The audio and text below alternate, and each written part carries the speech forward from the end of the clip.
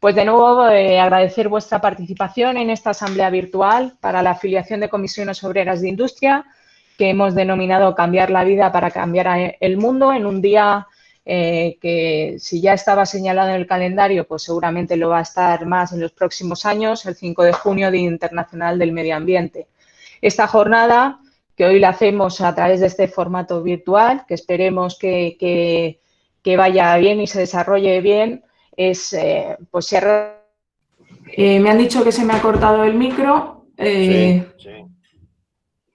No sé en qué parte me he quedado, pero bueno, lo que os estaba intentando transmitir ahora mismo en la denominación Cambiar la vida para cambiar el mundo. Decía que podía parecer una denominación muy ambiciosa, pero que se corresponde totalmente con el compromiso de nuestra organización en un objetivo global, no solo de un marco de relaciones laborales concretas, sino de un mundo más justo, más solidario, más igualitario y además en un escenario cambiante que debe estar presidido tanto por los objetivos de desarrollo sostenible como por una transición justa.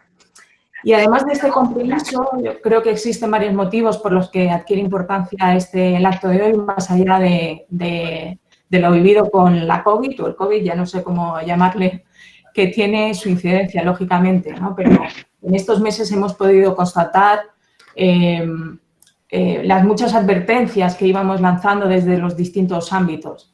Todo apunta a que esta pandemia es consecuencia esperada, hay que decir, porque recordemos que no es el primer virus que vivimos, aunque no con esta magnitud, consecuencia, decía, del conflicto capital-naturaleza, conflicto que en la última década principalmente, y qué decir de estos últimos meses, ha agravado otros que ya veníamos sufriendo, como el conflicto capital-trabajo o el conflicto patriarcado socio de ese capitalismo con el feminismo y que tiene las consecuencias que estamos viendo diariamente, ¿no?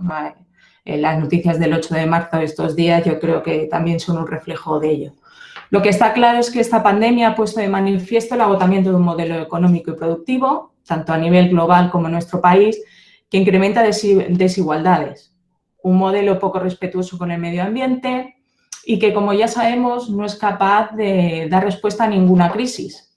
Entre otras cosas porque las origina, las refuerza, las reproduce y yo creo que aquí todas y todos conocemos pues, la reforma laboral, los recortes en sanidad, pues como claros ejemplos de cómo ha actuado este modelo con anterioridad. Por tanto, podemos hablar, y espero que nuestros ponentes coincidan con ello, de que no solo en estos momentos es necesaria una activación de la economía tras la pandemia, sino que debe ser imprescindible la reconstrucción de este modelo económico destructor de los equilibrios naturales y también de los sociales, ¿no? Deberemos plantearnos hoy si una economía dependiente del turismo y la construcción y con una industria pendiente de una transformación para el cumplimiento de los objetivos tecnológicos, medioambientales, etcétera, y mayoritariamente dependiente de multinacionales extranjeras, es capaz de generar la cantidad y calidad del empleo que la ciudadanía necesita.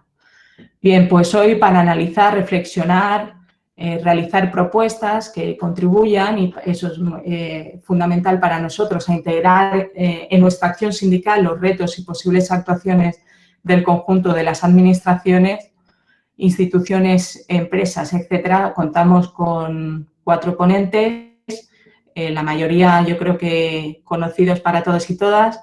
En primer lugar intervendrá Agustín Martínez, el secretario general de nuestra federación.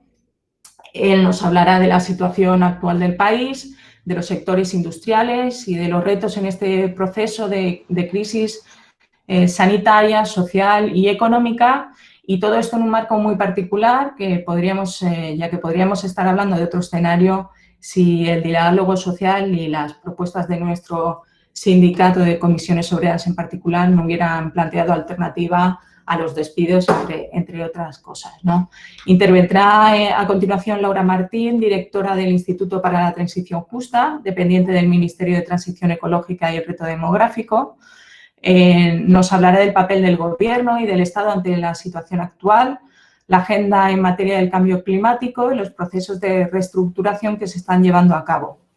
Por su parte, Julio López, gerente de Relaciones Institucionales de Ecoembes, Nos comentará cómo el COVID ha impactado en el proceso de transición de la economía lineal a la economía circular y terminará estas jornadas Ángel Muñoz, responsable de Salud Laboral y Medio Ambiente de Comisiones Obreras de Industria. En su caso, analizará la situación del sistema, la actuación, del sistema preventivo de nuestro país durante estos meses y nos explicará si ha estado a la altura o no en esta crisis sanitaria. Muchas gracias a los ponentes y a la ponente por participar en estas jornadas. Y sin más dilación, pues le voy a dar la palabra a Agustín Martín Martínez.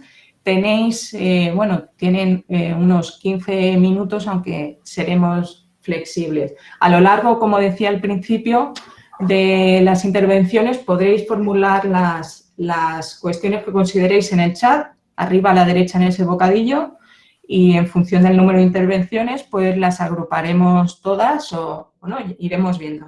Muchas gracias a todas y a todos de nuevo. Muchas gracias, Isabel. Espero que me oigáis bien.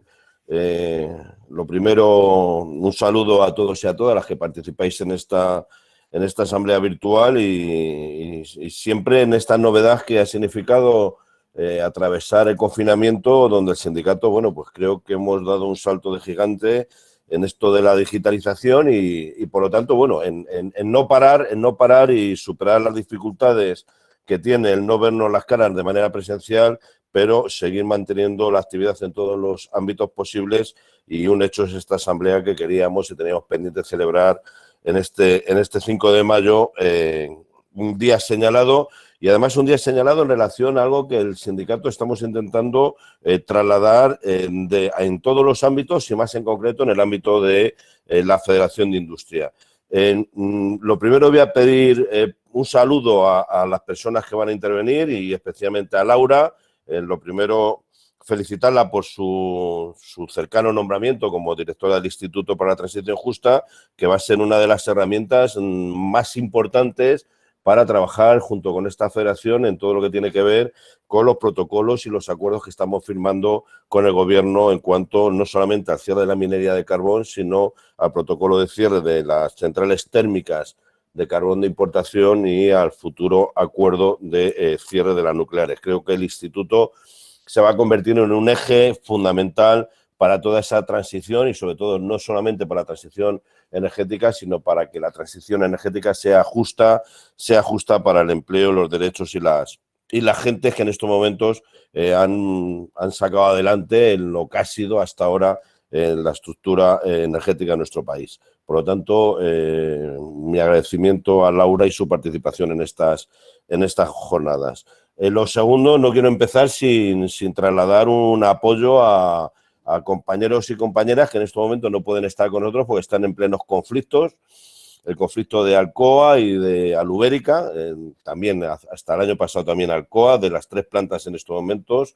En una porque el proyecto alternativo que había empieza a hacer aguas por la participación de los diferentes fondos de inversión y la especulación a la que está sometiendo ese proceso, y en el caso de Alcoa, ligado pues a la actitud de una multinacional que yo creo que teniendo como excusa el precio de la energía está desinvirtiendo en España de manera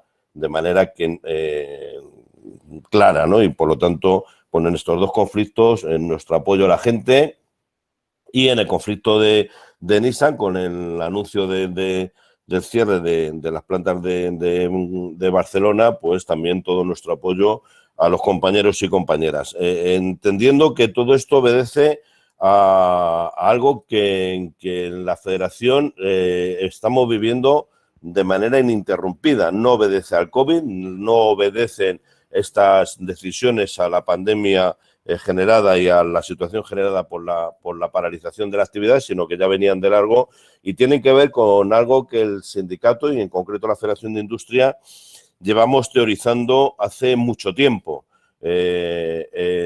Somos y estamos comprometidos, porque así lo decidimos de manera estratégica, con que la única salida que tiene la transformación industrial y la transformación de nuestro tejido productivo en España tiene que ser en base a la sostenibilidad, a la eficiencia energética y a los procesos de descarbonización.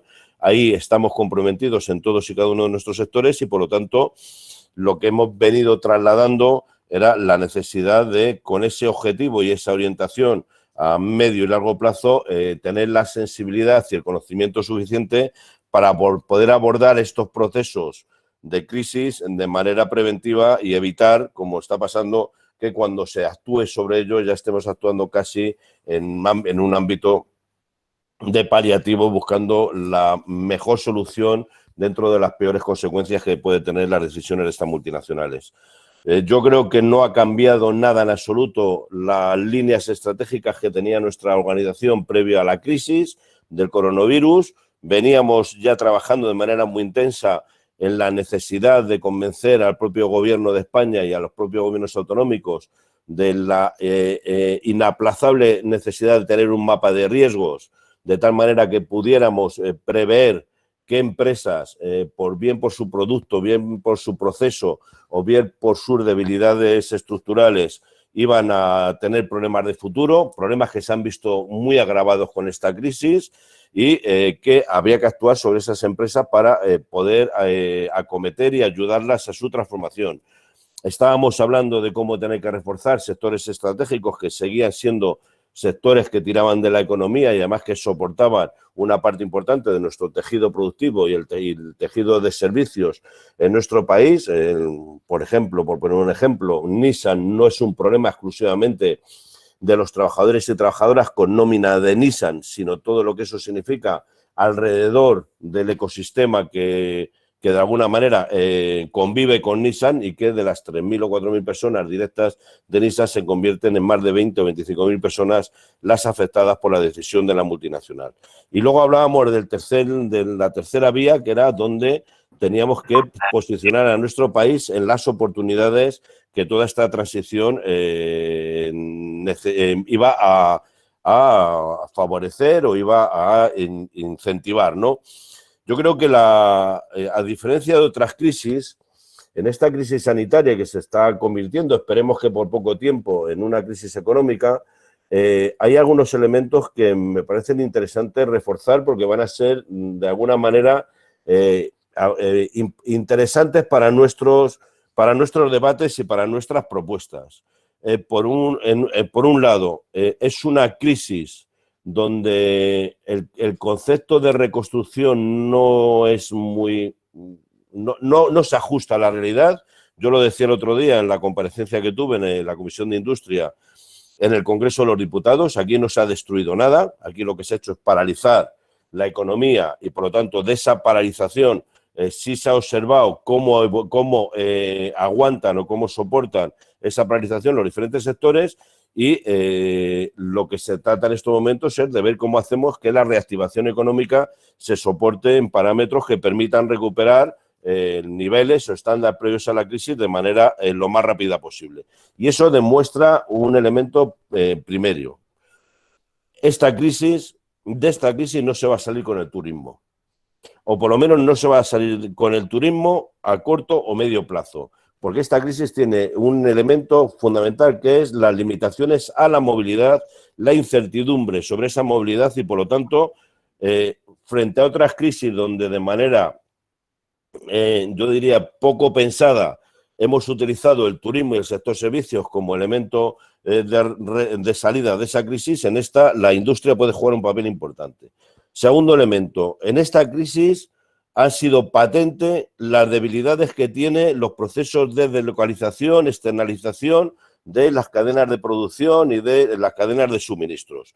Y hemos visto cómo en una paralización en el ámbito mundial, por fases de diferentes ámbitos que han roto esas cadenas de suministros y esas cadenas de proveedores, han puesto encima de la mesa un debate sobre la necesidad de recomponer sectores estratégicos en la industria de un país, por ejemplo, el caso de los productos de equipos de protección individual o material sanitario, donde se ha visto, bueno, pues que la externalización de todo ese sector a países terceros ha generado un problema serio de independencia y de autonomía del propio país. Yo creo que ha demostrado también que los procesos de partir toda la cadena de valor de una empresa con esas rupturas que se han generado, han puesto a las empresas en una gran debilidad y, por lo tanto, ahora no sería descabellado abrir el debate de la recomposición o la relocalización de todas esas estructuras productivas. Otro elemento central que creo que sitúa esta crisis es que por primera vez, la solución o la respuesta a la crisis no es la paralización de los procesos de cambio y de transformación. A diferencia de otras crisis donde se podría haber situado el elemento de, oye, no es tiempo de cambios, no es tiempo de entrar a procesos de reconfiguración o reestructuración o transformación del tejido productivo, yo creo que en esta crisis en concreto, cómo se ha tenido que operar en el marco de las telecomunicaciones, cómo se ha tenido que operar en el marco de la digitalización, cómo se ha cambiado de manera radical en muy poco espacio de tiempo todo lo que ha sido gran parte de la estructura de empresa y de las estructuras productivas del país, permiten trasladar una idea que creo que es donde se tiene que situar el sindicato. No solamente no es tiempo de parar, sino que es tiempo de acelerar los cambios. Creo que es momento en donde quien sea más consciente de que la salida y la mejor solución para ponerse en una posición donde el tejido productivo juega un papel importante en esa nueva realidad es acelerar los cambios y, por lo tanto, incentivar en todo lo posible la aceleración de inversiones, de proyectos que tengan que ver con algo que en estos momentos para Europa es inapelable.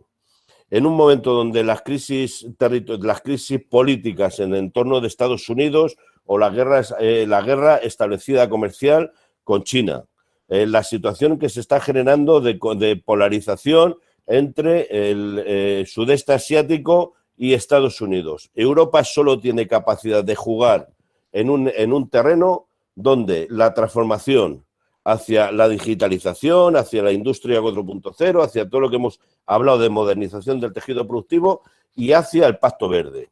No hay otra salida en Europa que no sea la de trabajar de manera intensa en relación a que Europa se convierta en la cabeza de lanza de esa transformación que tiene que imperar en el conjunto del mundo y que yo creo, lo decía Isabel, que cada vez está más ligada a situaciones donde los procesos de determinismo, de no entender que hay que paralizar, frenar el cambio climático, que hay que operar en una reconfiguración de la relación entre el ser humano y la construcción social con el entorno y con la ecología, creo que en estos momentos están fuera de lugar. Y por lo tanto ahí Europa juega un papel.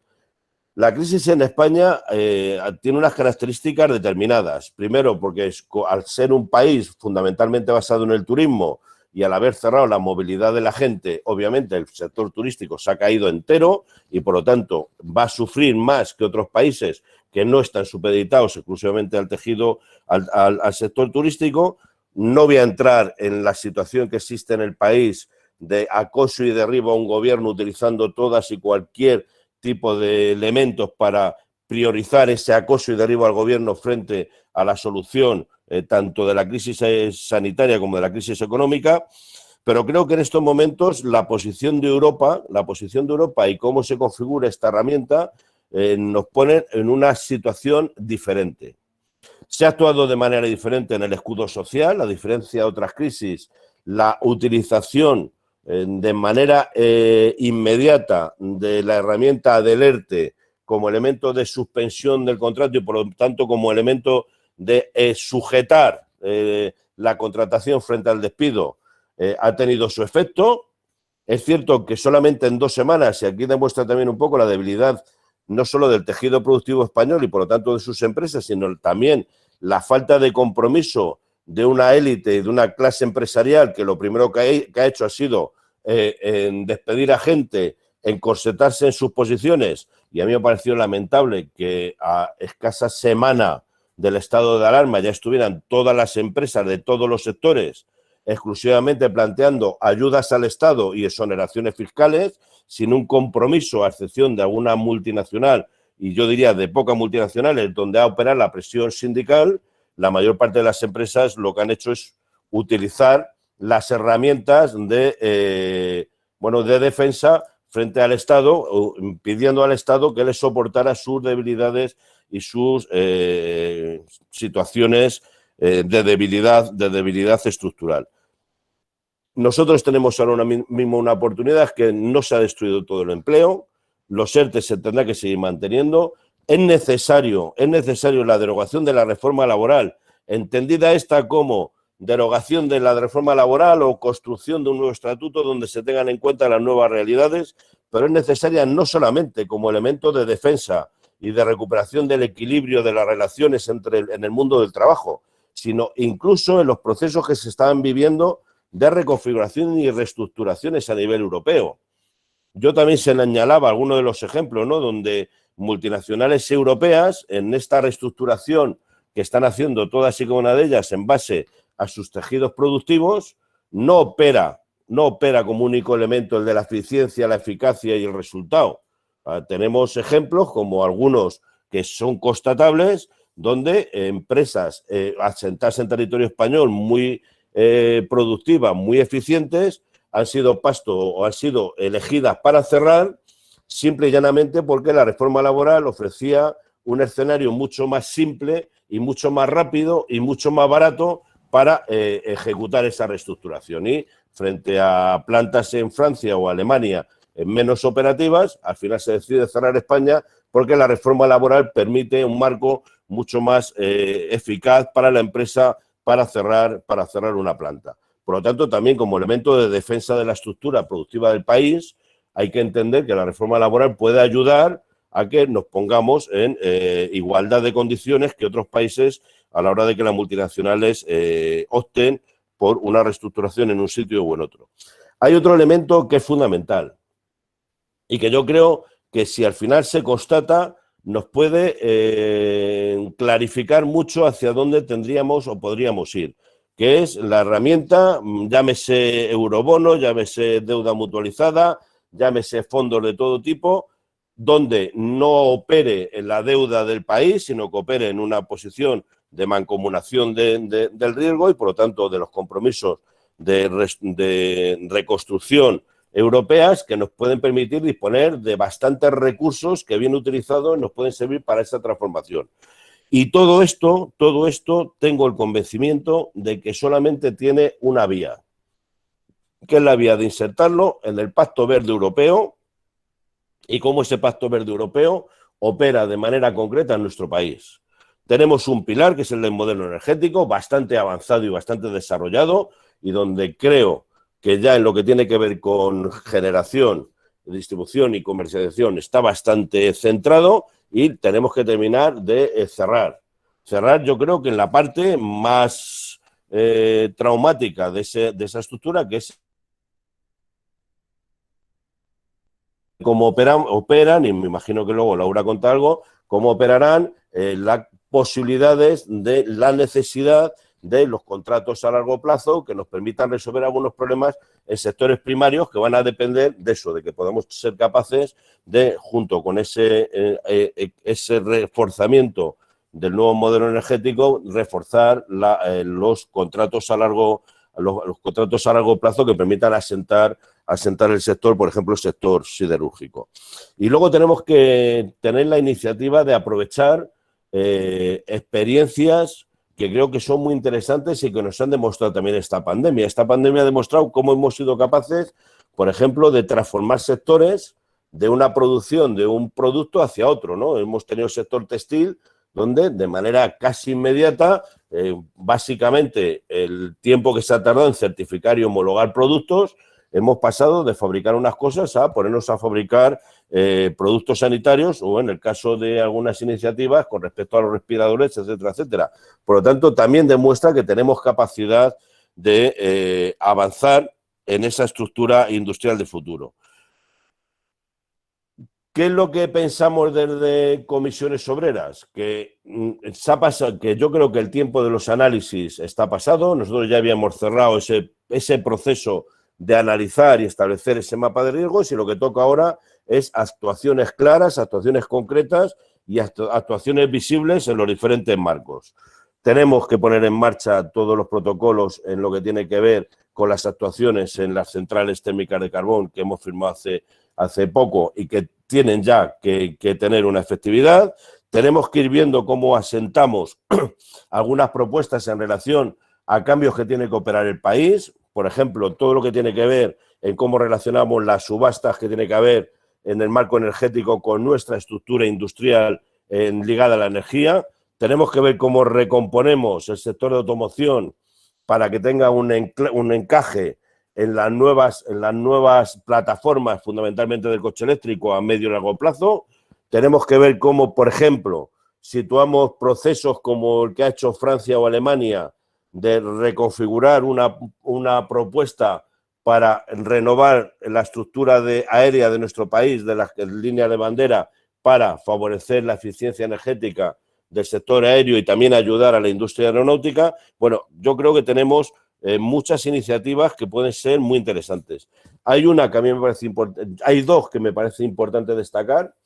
Una tiene que ver con el sector agroalimentario, que ha demostrado una fortaleza impresionante en toda esta crisis. Hemos dado de comer a España, hemos dado de comer a gran parte de Europa y donde podemos tener un desarrollo muy importante en un país que se desconoce. Somos uno de los, yo creo que es el segundo, si no me equivoco, que más hectáreas de cultivos ecológicos tiene. Y que, sin embargo, tenemos unos productos de primer nivel, pero muchas veces manchados con la etiqueta de la explotación laboral que deberíamos poner en primer lugar. Yo hay muchas veces que a los empresarios, sobre todo a algunos elementos como el otro día el de la patronal de Navarra, le digo que la lástima es que productos agroalimentarios como los navarros estén manchados por la indignidad de la explotación laboral, que es al final lo que se le queda a muchos consumidores europeos, que son productos de calidad, pero que están manchados por la explotación laboral. Y ya valdría que en este país el sector agroalimentario se centrara en intentar reforzar esa etiqueta de productos de calidad, productos ecológicos, pero productos también basados en la dignificación del trabajo. Tenemos que insertar sectores enteros en la economía circular. Yo lo decía el otro día como ejemplo, incorporar que el plan Renove en el sector del auto, con el achatarramiento de los coches de que tienen en estos momentos más de X años que emiten excesivo CO2, en un proceso de descarbonización, pero también para utilizar esa chatarra dentro del circuito de la siderurgia, operando con chatarra en vez de con coque, que también ayuda a reducir las emisiones de CO2. Bueno, basar todos los proyectos industriales en esa economía circular me parece que es por donde deberíamos transitar en el futuro. Tenemos el otro sector, que es el sector textil, un sector que ha demostrado que haberlo externalizado y haber externalizado toda la producción a los países fuera de España ha tenido un efecto en que cuando hemos tenido que tirar de producción propia, en el caso de elementos de protección individual, batas, equipamientos de EPIs para el personal sanitario, nos hemos dado cuenta de nuestra debilidad. Bueno, pues aprovechar también un elemento importantísimo que está donde tenemos las mayores empresas de cabecera mundiales, Inditex, Mango, el Corte Inglés, Cortefiel, que son las grandes tractoras del sector textil. Incorporar proyectos de economía circular en el ámbito del sector textil, donde va a ser fundamental, porque es uno de los sectores con más dificultades para el reciclaje, fundamentalmente por la complejidad en las piezas y en la separación de piezas. Me está diciendo, me estoy enrollando demasiado. Están dando toque. Creo que son temas importantes. Cierro con una conclusión. No confundirnos de camino. El camino no está en paralizar los cambios y las transformaciones. El camino hoy está en aprovechar las oportunidades y, por lo tanto, aprovechar esas oportunidades significa poner toda nuestra capacidad y toda la capacidad del país con las herramientas de las que vamos a disponer tanto en el Pacto Verde Europeo como en las herramientas que se puedan establecer en el marco europeo para la reactivación económica. Tenemos que aprovecharlas para ir en una misma dirección, que es reforzar proyectos industriales basados en la descarbonización, en la eficiencia energética, en los productos y los procesos de futuro y fundamentalmente en garantizar una economía circular que sea respetuosa con el medio ambiente. Creo que no hay otra solución y creo que no hay otro camino, y ese es el camino que deberíamos tomar el sindicato con las organizaciones empresariales, con el Gobierno de España y fundamentalmente hacerlo en un marco europeo, porque no existe una política industrial española, sino una política industrial europea. Estaban preguntándome por aquí que qué era el conflicto de Navarra, y bueno, ya están contestando que son las declaraciones que ha hecho el elemento este de amenazar a la ministra de Trabajo por haber impulsado la campaña de inspecciones en el sector del campo para evitar la explotación laboral. Bueno, yo poco más, por esa línea creo que tenemos que transitar como Federación de Industria y así intentaremos hacerlo en sinergia con el Ministerio de Transición Ecológica, con el Ministerio de Industria y con los agentes que de alguna manera pueden aportar al futuro de este país. Muchas gracias. Gracias, Agustín. Hemos intentado ser Perdonad un discretos. momento, yo no voy a poder estar toda la asamblea porque con Casado tenemos lío con Alcoa y con alguna otra empresa y nos tenemos que desconectar, pero bueno, si hay alguna pregunta, pues luego la trataré de contestar al final, ¿vale? Gracias, Agustín. Decía que habíamos intentado ser discretas con la transmisión, Agustín, del tiempo de ajuste, pero que no ha sido discreta, ha sido él. Yo estoy seguro que los siguientes ponentes se van a ajustar. Es una pena porque es tan interesante que cortar a quien interviene es un problema, pero vamos a intentar ajustarnos a los tiempos, entre otras cosas, porque las tecnologías nos llevan a esa incertidumbre de qué va a pasar, ¿no? Pues gracias, Agustín. Ahora, como decía, le damos la palabra a Laura Martín, que es la directora del Instituto para la Transición Justa. Cuando quieras, Laura.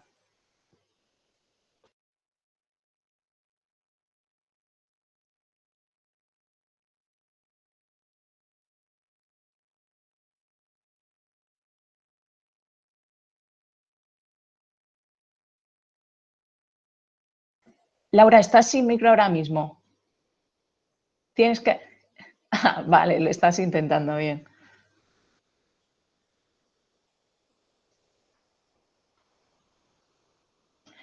Si bajas el... Ahí estás.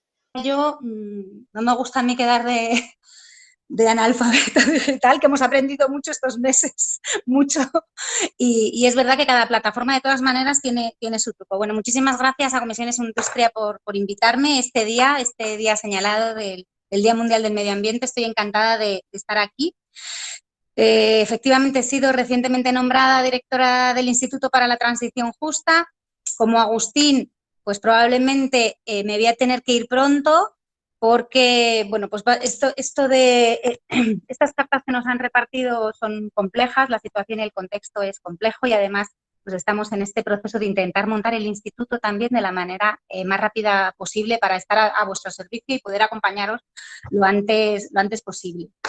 Me gustaría empezar un poco, como celebramos este Día Mundial del Medio Ambiente en este contexto post-COVID, me gustaría un poco empezar por las similitudes que se plantean entre lo que viene a ser una agenda de protección ambiental, de lucha contra el cambio climático y lo que hemos vivido en este contexto con una pandemia que tiene que ver con un virus. Pero sí que creo que hay algunos elementos importantes y algunas cuestiones que aprendemos de esta crisis que nos sirven para otras o nos deberían servir para otras. Lo primero que nos ha hecho esta crisis es ser conscientes de lo vulnerables que somos, de lo vulnerables que son nuestros sistemas económicos, de lo vulnerables que son nuestros sistemas sociales, de lo vulnerables que somos como sociedades y como economías. Y creo que es exactamente lo que se ha intentado siempre transmitir con la agenda de protección ambiental y con la agenda de lucha contra el cambio climático. La segunda, y un poco en línea con lo que ha venido exponiendo Agustín, es que ambas crisis, la crisis climática, la crisis ambiental y la crisis del COVID, nos dan dos elementos importantes. Uno es la necesidad de ver lo global, de pensar en cómo montamos sistemas que cooperen mejor a nivel global y resulten solidarios y de cooperación a nivel global, pero que nos transformen también en resilientes a nivel local.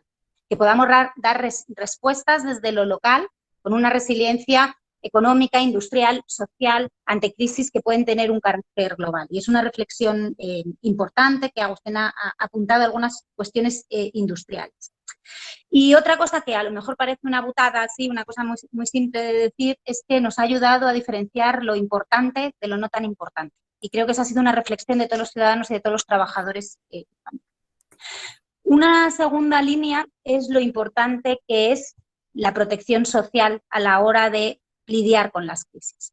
Y es un elemento que sabéis que desde el Gobierno lo hemos intentado trabajar.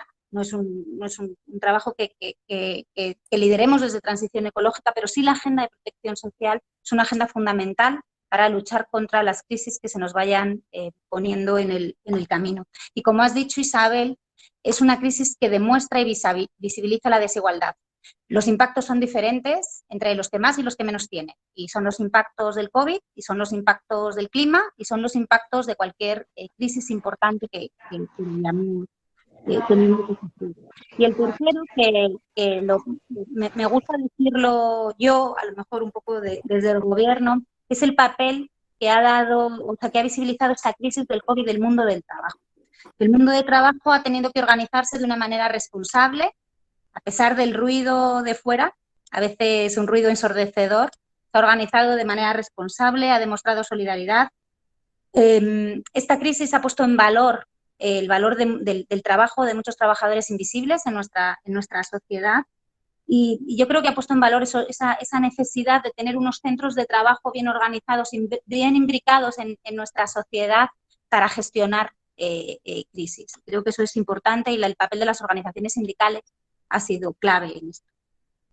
Y bueno, pues como ha dicho Agustín y como estamos reflexionando todos, pues esta crisis del COVID nos obliga a hacer una reflexión sobre qué recuperación queremos, que tiene mucho que ver con qué economía vamos a querer y qué economía queremos en un contexto de fuertes límites ambientales y de fuertes constricciones ambientales al modelo de desarrollo y al modelo económico en el que veníamos operando.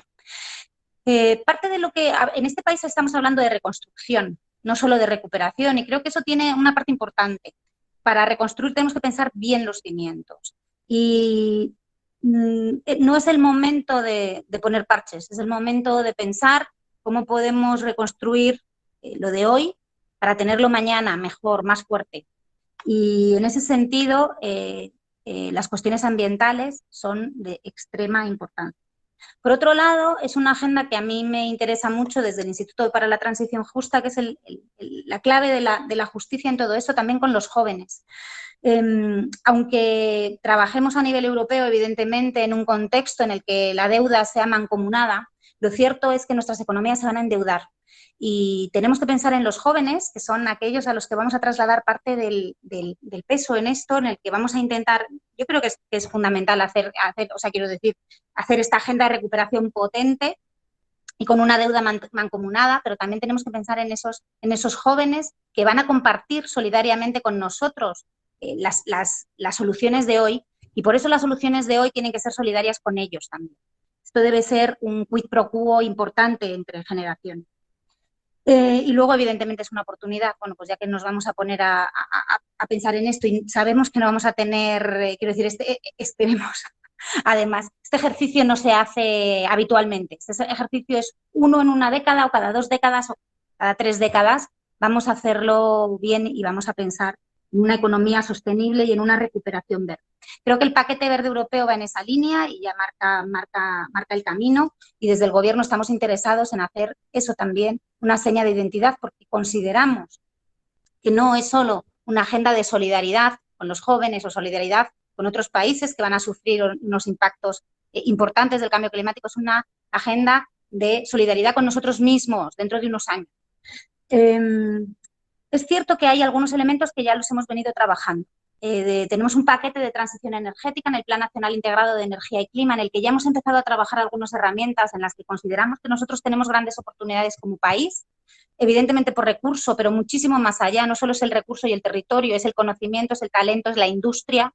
Son los centros de investigación que tenemos en España, que nos dan ventajas comparativas en algunas industrias punteras muy necesarias para esta transición energética. Además, nuestro Plan Nacional Integrado de Energía y Clima, que ya habíamos remitido como Estado miembro a Bruselas, tiene un detalle de medidas que va a ayudar nos va a ayudar como marco para trasladar parte de ese paquete europeo verde, teniendo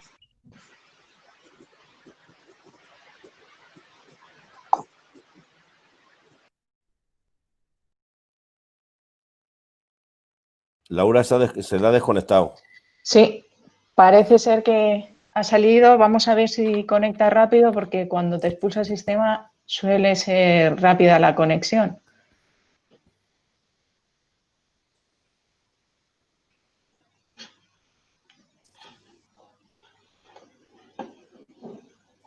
Vamos a ver si no avanzaríamos.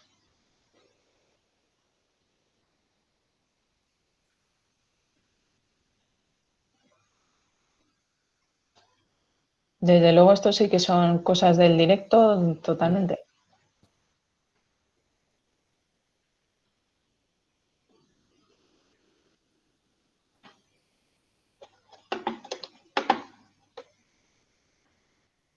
Yo estoy intentando leer alguna de las preguntas, por si acaso entre medias de que Laura se pueda reconectar, comentar algunas cuestiones.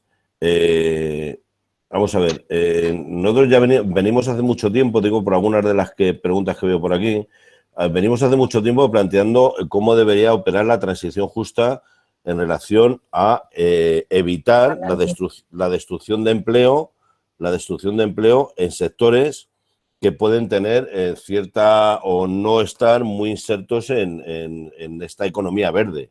Yo soy de la opinión de que en la mayor parte de los procesos productivos se pueden adaptar a parámetros razonables de eficiencia y de emisiones. O sea, lo que hace falta es invertir y lo que hace falta es utilizar los mecanismos que genera la actual transformación de herramientas, de máquinas, de procedimientos. O sea, uno de los problemas de empresas que tenemos contaminantes no es el proceso, es que no se ha invertido un solo duro en las nuevas fórmulas para operar, y por lo tanto creo que una parte muy importante de esa transición justa en relación a algunos sectores determinados que entre comillas llamamos contaminantes, pero yo no entraría en denominar los contaminantes, yo entraría en llamarlos estratégicos con unos modelos de funcionamiento que hay que modificar. Y por lo tanto ahí yo creo que hay un gran trabajo para hacer, y es un trabajo que se trata fundamentalmente de incentivar las inversiones en esos sectores. El Pacto Verde Europeo yo creo que contempla diferentes líneas de actuación y lo tenéis si es de vuestro interés, que yo creo bastante interesante para el conjunto de la organización.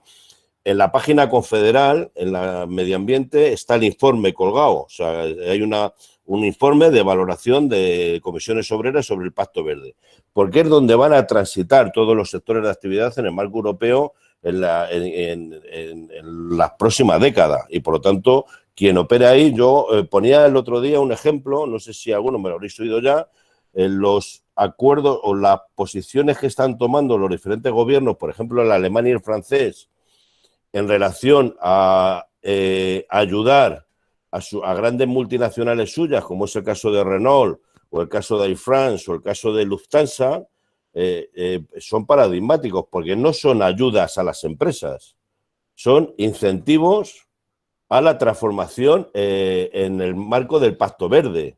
O sea, en el caso de Lufthansa, están vinculados directamente a los procesos de renovación de la flota aérea de Lufthansa para garantizar una reducción en la emisión de contaminantes o una mayor eficiencia en sus aviones, que además de manera indirecta ayudan a la propia industria del sector aeronáutico. Por lo tanto, todos los proyectos tienen que ver con esa economía que permita inyectar ayudas en un sector para transformarlo de manera que el resultado sean menos emisiones y más eficiencia. Yo creo que ahí se puede trabajar mucho en muchos ámbitos. Perdona, Laura, estaba haciendo un poco de tiempo. Muchas gracias, Agustín, por hacer un poco bueno, lo siento. Bueno, como se estaba diciendo, tenemos una parte de la Agenda de Transición Energética construida con bastantes medidas. Tenemos, evidentemente, que terminar de atar algunas cuestiones que son importantes. Una, como decía Agustín, es cómo trasladamos a nuestra industria las ventajas que tienen las renovables en precio hoy en nuestro sistema energético. Sabemos que lo van a tener mañana, pero ¿cómo lo hacemos hoy? ¿Cómo empezamos a traer esa ventaja que entendemos que, entre otras cosas, en un país como España, pues las renovables van a abaratar nuestro sistema eléctrico en mayor medida que en otros países si lo hacemos bien. Tenemos que terminar de construir esas herramientas. Y por otro lado, es cierto que todo lo que tenga que ver con la transición energética, con ir marcándonos estos hitos de la entrada de renovables, tiene que tener en cuenta toda la cadena de valor de la industria de las renovables también. Y para eso necesitamos unos calendarios claros en los que la industria pueda compasar, pueda mantener el empleo en este país, donde además es potente, y pueda reducir también las exportaciones que podríamos tener si hacemos una penetración menos calendarizada, con menos subastas anuales. Y en eso estamos también trabajando y va a ser muy importante. Por otro lado, otra de las agendas de este paquete verde de recuperación tiene que ver con la adaptación al cambio climático. Somos un país muy vulnerable. Hemos puesto en marcha también, hemos sacado un paquete que tiene que ver con la adaptación al cambio climático, especialmente en sectores importantes de nuestra economía, agricultura, turismo, la protección de la biodiversidad, la integración de la variable ambiental tiene que ayudarnos a ser más resilientes, a generar productos más ecológicos y servicios más ecológicos y, como ha dicho Agustín, también a generar mejores empleos, aumentar la calidad de nuestros empleos en unas zonas muchas veces rurales o fuera de las grandes poblaciones donde se necesita mucho mantener población. Y por último, la economía circular, que es otro de los elementos claves y que también tiene mucho que ver con esta reflexión de volver a lo local y de cómo utilizar mejor los recursos. Aquí hacer una economía circular que ayude que esos residuos sean recursos nuevos en una economía más resiliente y con menos costes asociados, por ejemplo, a la importación de materiales. Una vez dicho esto, desde el Instituto para la Transición Justa, y quiero terminar porque encima de que me he desconectado y que ya vamos tarde de tiempo, pues solo deciros que bueno, es una herramienta recién creada, que es una herramienta que se crea, además, es una demanda sindical, es una demanda que llegó de vosotros. Queríais que en la transición ecológica hubiese una pata importante de transición justa y ahora tenemos un instituto del que desarrollarlo. Es un instituto en el que nace yo creo en un buen momento también por el contexto europeo, por la reflexión de la necesidad de financiar estas políticas de transición justa. Es una agenda en marcha que tenemos con vosotros, que hemos estado trabajando y que reconozco, hemos estado trabajando con vosotros con el diálogo, intentando buscar acuerdos para el cierre de las minas, para el cierre de las centrales térmicas, buscando soluciones innovadoras, y que quiero reconocer la dificultad que causa a las organizaciones sindicales tener que gestionar esta agenda con vuestros propios miembros, pero que quiero reconocer también el talento que habéis tenido para saber mirar al futuro y entender que cómo organizáramos y cómo anticipáramos estos cierres y cómo nos poníamos de acuerdo podía generar la riqueza del territorio. Porque la agenda de la transición justa viene a ser eso, viene a ser acercar oportunidades para los trabajadores y para las zonas donde se producen los desafíos, allí en los mismos sitios. Y en eso estamos trabajando con vosotros. Y yo no quería alargarme más, siento además el corte de la conexión. Sí quiero terminar haciendo una llamada. Nos vais a encontrar para trabajar en los dos elementos, para intentar poner los cimientos del mejor futuro, de la industria más sostenible, de hacer también de la recuperación del COVID y de la Agenda Verde un plan de oportunidad, de mejora y de desarrollo industrial para este país. Y nos vais a encontrar, por supuesto, la puerta está abierta para las soluciones que vosotros que sabéis plantear bien desde vuestras organizaciones y de vuestros centros de trabajo. Muchísimas gracias por invitarme. Muchas gracias a ti, Laura. Además, has cumplido perfectamente con el horario a pesar de la desconexión, que en ningún caso te la atribuimos a ti, lógicamente, porque los problemas técnicos son, vamos, por desgracia, todavía son habituales, ¿no? Pues muchas gracias. Como decía Laura, le vamos a dar ahora la palabra a Julio López, el gerente de Relaciones Institucionales de Coembes. Sí, buenos días. Buenos días, Julio. Buenos días, buenos días. Bueno, espero que me escuchéis correctamente. Yo la verdad es que he tenido suerte y os he escuchado bastante bien en general, ¿no? Entonces, bueno, ante todo, muchísimas gracias por invitarme a esta asamblea virtual, que yo creo que es el medio que en estos meses más nos hemos acostumbrado a utilizar. Evidentemente tiene muchas virtudes y tiene algunas limitaciones, ¿no?, con las que todos a veces tenemos que luchar, ¿no? Bueno, por ajustarme a mi tiempo y no reiterar contenidos que ya han mencionado tanto Agustín como Laura, que suscribo, lógicamente, en todos los casos, sí me gustaría aportar nuestra visión desde un modelo de economía circular, como es Ecoembes, un modelo de colaboración público-privada que llevamos 23 años trabajando en este concepto de economía circular, que aunque se acuñó hace ya varias décadas, en los últimos 10 años bueno, pues se ha puesto en la agenda, sobre todo en la agenda europea, ¿no? Y lo hemos visto con el primer plan de economía circular de 2015, el segundo plan de acción de economía circular en marzo de este año, donde se amplifica, se profundiza en muchos de los aspectos y muchas de las líneas para acelerar esa transición a la circularidad, ¿no? Además, en un día como hoy, que ya aprovecho para felicitaros a todos del Día Mundial del Medio Ambiente, y coincide con unas semanas donde creo que se ha dado un salto muy importante a nivel normativo, de impulso normativo en este país, para transponer todas las directivas comunitarias de ese paquete de economía circular, muy vinculado a residuos, porque es cierto que en este primer plan de acción las directivas europeas se dirigieron mucho a transformar el residuo en recurso como punto inicial. Desde luego el recorrido va a ser ahora también trabajar mucho más en prevención, en ecodiseño, es decir, en el origen, no solo en la parte del residuo. Y en estas semanas hemos asistido a una consulta pública sobre el Real Decreto de Envases, a un anteproyecto de ley de residuos y a una estrategia española de economía circular, que marca, que es un marco general que luego se completará con planes trianuales, pero creemos que era muy necesaria, e incluso a nivel regional ya ha habido comunidades autónomas que han planteado distintas normativas, estrategias, planes para ir avanzando en el ámbito de la economía circular. Lógicamente es irreversible no caminar hacia la economía circular. Creo que no hay vuelta atrás. Yo creo que desde todos los sectores, es verdad que Ecoembes tiene un papel de nexo, de coordinación, en muchos casos, de cadenas de valor muy amplias, desde la generación del residuo hasta su reciclaje final. Y al final yo creo que es un sentimiento ya bastante asentado. Es decir, es irreversible, tenemos que caminar hacia ello.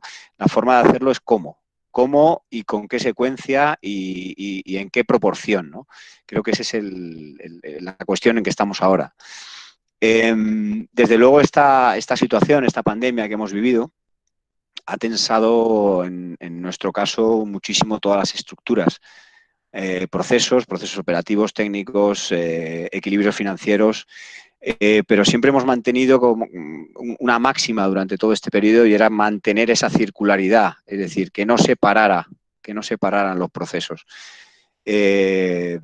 La recogida de residuos, sabéis que era una de las actividades esenciales. Partimos de unas primeras semanas que, si recordáis, que ya parece que fueron muy lejanas, pero había una incertidumbre absoluta en cuanto a, por ejemplo, si se iba a mantener los sistemas de recogida selectiva de residuos, el tratamiento en plantas, siempre respetando, lógicamente, cuáles eran las directrices sanitarias al respecto.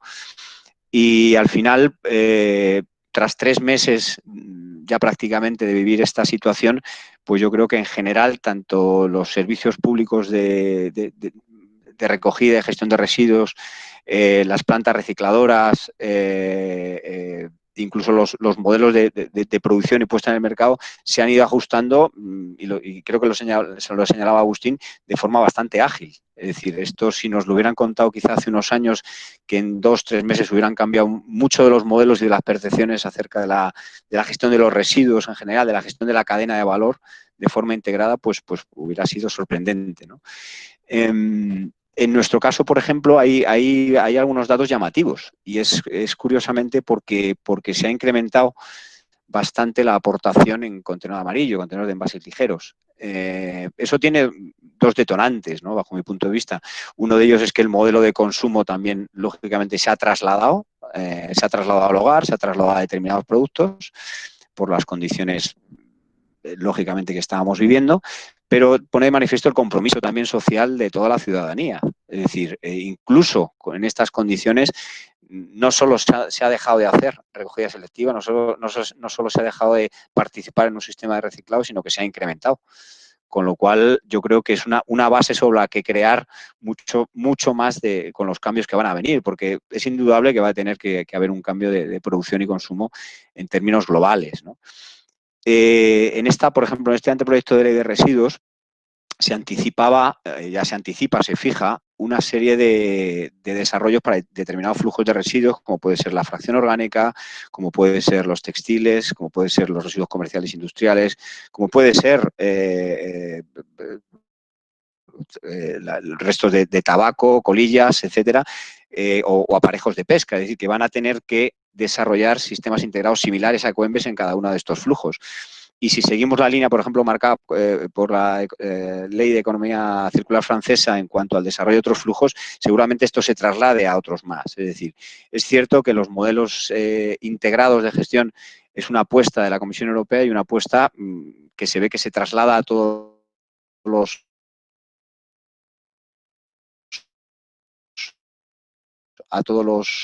flujos de hecho, Ecoembes genera directa empleos. En el ámbito de la Unión Europea ya sabéis que la aplicación de los paquetes de economía circular ya anticipan de aquí al 2030 la creación de 700.000 empleos. Estos empleos, en nuestro caso, tienen una virtud, y es que no son deslocalizables en ningún caso, tienen que estar cerca de la generación donde se genera el residuo. Vertebran el territorio, porque nosotros, por ejemplo, dentro de las 400 líneas de recicladores privados con las que trabajamos, muchos de ellos son recuperadores locales, empresas familiares pequeñas, que además han sufrido bastante en estos meses, porque fijaros que uno de los ámbitos de recogida de envases separada son los ámbitos privados, es decir, hablamos de empresas, hablamos de universidades, hablamos de hospitales, hablamos de centros comerciales, hablamos de cualquier tipo de gran generador. Y, lógicamente, al paralizarse toda la actividad, había muchas pequeñas y medianas empresas que como recuperadores y recicladores trabajaban en ese ámbito, ¿no? Veremos cómo se va abriendo y cómo se van desarrollando todas estas actividades en el futuro para ello, ¿no? En términos globales, yo creo que nos espera un futuro circular a todos los niveles.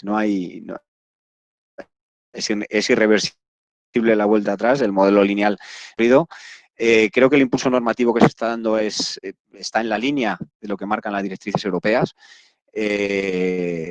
Creo que hay que seguir apostando por ello, que trabajemos en la formación, en la capacitación, para ocupar esos empleos que van a llegar, esa demanda potencial que ya está aquí, pero que desde luego vamos a tener en el futuro de forma más persistente, con lo cual creo que ya deberíamos estar trabajando en capacitar, en dar formación adecuada para ese desarrollo adecuado de los modelos y aprovechar esas oportunidades, porque van a llegar muchísimas ayudas en distintos programas de la Comisión Europea para impulsar la circularidad en proyectos concretos, en proyectos que fijen población, en proyectos que vertebren, en proyectos eficaces, y no podemos dejar de perder esa oportunidad, incluso como vector competitivo en algunas regiones.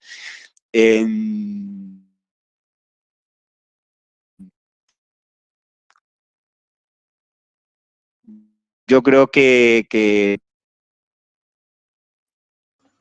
España, a nivel general, tanto app, es decir, Julio, estamos teniendo dificultades para oírte. hay un altísimo porcentaje de residuos que acaban en el vertedero.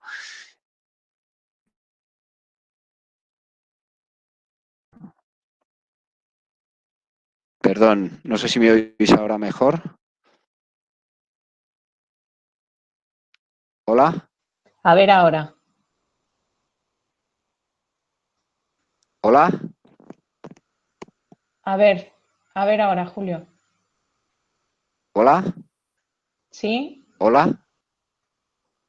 ¿Me ¿No oís se oye? mejor? Ahora sí. A ver, no sé si me oís. Ahora me oís mejor. Perdón, no sé hasta dónde me habéis escuchado, disculpa. Estás comentando el tema de la formación y la capacitación de los empleos. Yo me he quedado ahí. Sí, os habéis quedado ahí. Bueno, sí, es fundamental, quiero decir, para que haya esa transición a la circularidad, además, tanto Agustín como Laura hablaban de esa oportunidad que no podemos dejar pasar, pero desde luego no hay tiempo que perder y si tenemos que crecer de forma armonizada en todos los ámbitos, tiene que haber puestos que va a demandar circular con una formación y una capacitación adecuada, ¿no? Nosotros, del Circular Lab, ¿no? Tenemos muchos programas formativos con centros universitarios y con profesionales y con pequeños emprendedores, precisamente para impulsar, ¿no? esa generación de conocimiento que es fundamental, ¿no? Aplicado a nuestra realidad, a la realidad nacional, ¿no? Y yo, para cerrar, creo que desde luego hablaba, que no sé si hasta qué punto me habéis podido escuchar, de que en España todavía tenemos algunos antes. A nivel europeo la circularidad es al 12%, o sea que fijaros si tenemos recorrido todavía. En España tenemos, por ejemplo, un vertido extremadamente alto, con lo cual se está virtiendo, se está tirando recursos sin poder aprovecharlos aguas arriba, y al final sabemos que la generación de empleo aguas arriba se multiplica por 10 en cada paso, con lo cual tiene mucho sentido en trabajar precisamente en esas fases intermedias sin reducir al mínimo el vertido, que también tiene mucho que ver o tiene gran parte con las emisiones de gases de efecto invernadero. En torno al 4% es de los vertederos, ¿no? Y por mi parte nada más, un placer estar aquí, estoy a vuestra disposición para lo que nos queráis trasladar y muchas gracias. Julio, perdona porque se te ha entrecortado mucho la última parte. ¿Podrías repetir cuando hablabas de los porcentajes de la circularidad de Europa? No sé si la gente, las personas que están conectadas han podido oírlo bien, pero a mí la última intervención se me ha cortado prácticamente toda. La comparación de Europa con España.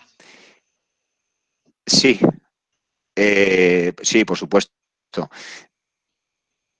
Yo me refiero a que ya tiene todavía grandes gaps que corregir en cuanto a esa transición a la circularidad. Es decir, si la circularidad, uno de los pilares fundamentales es la transformación del residuo en recurso, no podemos estar virtiendo por encima del 50% en cuanto a residuos municipales.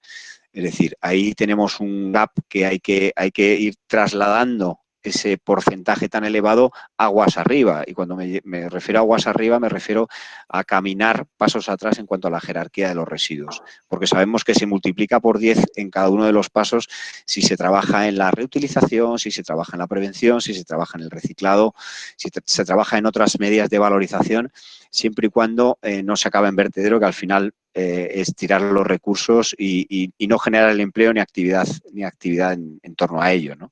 Con lo cual, eso es uno de los principales gaps que tenemos, es decir, la alta tasa de vertido, que tiene mucho que ver también con potenciar otros sistemas de recogida, con potenciar otros flujos de residuos, por normalizar la situación de muchos de ellos, bien a través de sistemas integrados o bien de las fórmulas que sean, y sobre todo aprovechar este impulso normativo que ya está aquí, que yo creo que es muy necesario, que está muy alineado con las directivas europeas y que nos va a marcar un terreno de juego de aplicación inmediata prácticamente, porque los periodos son muy cortos y tenemos que activarnos rápidamente. Y por mi parte nada más, muchas gracias, espero que me hayáis podido escuchar esta última parte. Muchas gracias, Julio. Sí, esta parte mucho mejor. Nos comentaba Moja que sería interesante mandar el resumen. Sí, haremos un material con la asamblea de hoy y se enviará. Pues gracias, Julio. Es el turno ahora de Ángel Muñoz, de responsable de Salud Laboral y Medio Ambiente de nuestra federación. Ángel, cuando quieras. Voy a partir de una frase que ha planteado Laura, que decía la importancia que tenía implicar el mundo del trabajo, el mundo laboral, en las preocupaciones y en el desarrollo de todos los aspectos que nos exige la sociedad en los tiempos que vivimos, ¿no? Esto es importante porque pensar que el mundo del trabajo, todos los centros de trabajo, todas las empresas, tenemos o deberíamos de tener, que esto será parte de la reflexión que hacemos, un importante aparato de prevención de riesgos laborales, de protección de la salud, que lamentablemente la pandemia ha desnudado, ha mostrado la incapacidad y la irracionalidad de este sistema para poder operar. Es algo que ya sabíamos antes. Llevamos años planteando que la Ley de Prevención de Riesgos Laborales y todo su sistema existencial que se deriva de las mutuas está en crisis. Llevamos muchos años diciéndole. No lo decimos por cuestiones ideológicas o por cuestiones de interés económico. Lo decimos fundamentalmente por los datos que tenemos encima de la mesa y que se pueden evaluar claramente. Hay una evidencia científica del fracaso de estas políticas, que son la evolución de la siniestralidad, los accidentes de trabajo, la evolución de las enfermedades profesionales, con su subregistro, el continuo gasto de las mutuas y las dificultades económicas que entrañan, la conflictividad permanente con los servicios de prevención y con las mutuas y, sobre todo, la poquísima capacidad para hacer cumplir la ley por parte de quien debe hacerlo, que es la Inspección de Trabajo y Seguridad Social. Estos datos son de antes, venían de antes. Teníamos muchos problemas con esto y hemos planteado muchas veces alternativas para poder mejorarlo.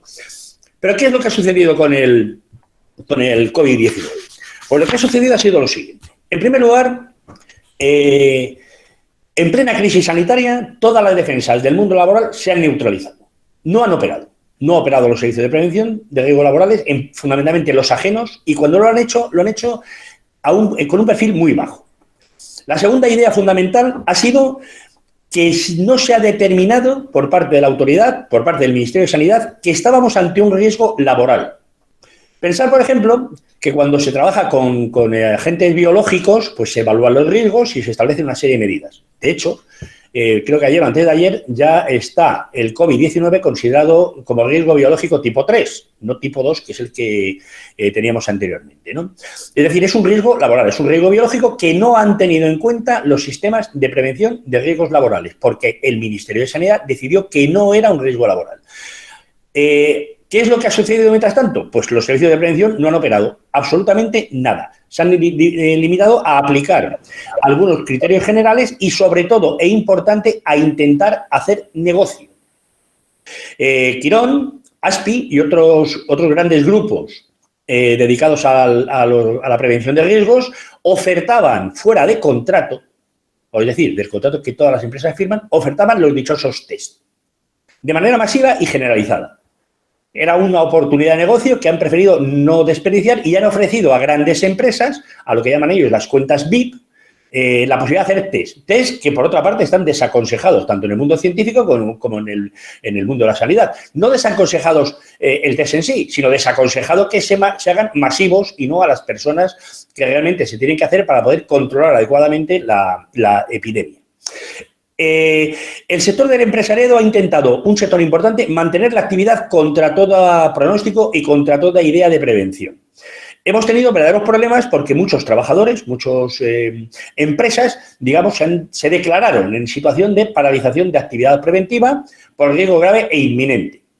Y de aquí que este artículo 21 de la Ley de Prevención de Riesgos Laborales no se puede aplicar porque la Inspección de Trabajo decide que no tiene competencias en materia de coronavirus. Es decir, pensar el desastre que todo el sistema de prevención de riesgos laborales ha supuesto para tanto los trabajadores como para las propias empresas, como para la campaña necesaria de impedir el contagio, de impedir la extensión de la pandemia. Pero no ha acabado aquí el problema que hemos tenido con los sistemas de prevención.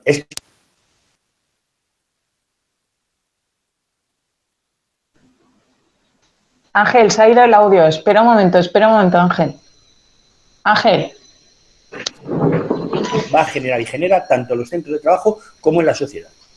Han aparecido dimensiones nuevas. Ángel, perdona un momento. cómo se maneja o se trata toda la prevención de riesgos laborales en tu domicilio cuando estás haciendo trabajo. La utilización de nuevos productos químicos. Hemos tenido verdaderos problemas. No, pero ha vuelto. Con la extensión de la utilización de productos químicos o productos como el ozono, cuya utilización pretende ser generalizada cuando realmente tienen riesgos que no están debidamente tratados. Los problemas que hay con la organización del trabajo y los problemas que tenemos con la digitalización. Todos estos nuevos riesgos no caben dentro de la prevención de riesgos laborales tal como está establecida. Con esto se pueden sacar tres conclusiones fundamentales. La primera es que el sistema de prevención de riesgos laborales, que ya estaba en crisis antes de la pandemia, no ha sido capaz de actuar en las circunstancias actuales. Pero más preocupante es que esta pandemia, en opinión de numerosos ámbitos científicos, puede ser reproducible. Quizá con este virus no, otro con otro parecido, pero podemos repetir estas situaciones de vulnerabilidad, de debilidad, y no puede suceder, no puede pasar que volvamos a tener toda una trinchera, una barrera, unos medios y unos recursos en el mundo laboral que no operen, que no actúen para colaborar con el resto del sistema sanitario social, los sistemas públicos de salud, ¿no? Fundamentalmente, ¿por qué se ha dado estas circunstancias? Esta circunstancia se ha dado porque ya hace bastante tiempo lo que se decidió fue modificar el contenido de la Ley de Prevención de Riesgos Laborales, 31/1995. No lo que dice, sino cómo se hace. Y de hecho se plantearon tres tendencias. La primera fue, como en todo, la privatización de la salud laboral. Hay que pensar en el fracaso de la privatización de los servicios públicos de salud, que quitando Valencia, Madrid y Cataluña no avanzaron suficientemente. Y entonces los grandes inversores en salud, inversores privados en salud, multinacionales como Fresenius alemana o alguna estadounidense, forzaron la privatización de la salud laboral. Se separaron los servicios de prevención de las mutuas y se dio a estas empresas ese gran volumen de negocio que es eso, sencillamente una forma de lucro, una forma de ganar dinero. La segunda parte es que el sistema de prevención se subordinó al interés empresarial. El resultado ha sido que ha habido muchísimos más daños a la salud, un incremento del gasto, y esto ha llevado a que entraran mutuas y otras entidades, como el INSS, en una situación de déficit económico. Un incremento de las prestaciones lleva a un empeoramiento de la asistencia y de la salud. Y toda una campaña contra los trabajadores, que es la que vivimos diaria, ¿no? Incapacidades temporales reducidas, trabajadores sensibles no debidamente cuidados, los permisos de maternidad y lactancia reducidos, es decir, toda una agresión continua contra derechos constituidos ya desde hace muchos años por parte de los trabajadores. Y estas tres cosas, privatización, subordinación al interés empresarial y largas prestaciones, han llevado al colapso del sistema. Voy a acabar ya planteando algunos elementos que son importantes. Primero, hay que deconstruir, por decirlo de alguna manera, el proceso de privatización que se ha dado. Deconstruir no significa romperlo, no significa tirarlo, significa eliminar aquellas partes que han demostrado su ineficiencia y su inutilidad. Y en ese sentido habría dos grandes cosas que hacer. En primer lugar, modificar el reglamento de los servicios de prevención, reducir la privatización en ese ámbito y darle más capacidades a los agentes sociales públicos. Por ejemplo, no tiene sentido que los reconocimientos médicos se estén haciendo fuera del sistema público de salud. Entonces, sería razonable pensar, como sucede ya en Navarra, en la existencia de un servicio público de salud laboral. Una segunda idea importante sería modificar la ley de mutuas. Tiene que modificarse. No pueden estar los trabajadores sometidos a la presión, digamos, física y también mental, de estar a expensas de lo que deciden entes privados, que al fin y al cabo son lo que son las mutuas. Hay que incrementar las capacidades de acción de la ITSS y los controles públicos de mutuas y de los sistemas de prevención de riesgos laborales. Cuando se dice control, significa no solo de la administración, sino también de los agentes sociales, nuestros, de la presencia de los sindicatos para controlar y colaborar, llegado el caso, con el buen funcionamiento de estos entes. Y por último, en el mundo laboral es fundamental una nueva etapa, una nueva época de formación, de información y de derechos de consulta de nuestra representación en los centros de trabajo, que son los delegados de prevención. Este es un poco el mapa de lo que el coronavirus nos ha enseñado. Hay que deconstruir la privatización del sistema de prevención de riesgos laborales. hay que mejorar las prestaciones y hay que prepararlo para lo que va a venir. Lo que va a venir puede ser una nueva epidemia en un periodo razonable de tiempo, 5 o 6 años, porque llevamos ya en 15 años 3 conatos de estas y una decisiva. Tenemos que afrontar los nuevos retos, los retos emergentes, la salud laboral, las enfermedades mentales, los aspectos que tienen que ver con el teletrabajo, etcétera, etcétera, y una nueva cultura preventiva con más información, más formación y más compromiso de la representación de los trabajadores y de los trabajadores mismos en la prevención de su salud. Y por mi parte, nada más. Muchas gracias.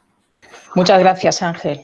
Bueno, los compañeros y compañeras están intentando recopilar el conjunto de preguntas que habéis hecho, comentarios. Hay algunos generales, pues que Agustín igual ya ha contestado con anterioridad, otras que están relacionadas con la actividad sindical, la acción sindical diaria que hace la organización, y por temas de tiempo no vamos a entrar en ello, pero bueno, yo creo que periódicamente la acción del sindicato durante esta crisis la vais conociendo a través de las gacetas, comunicados, etcétera.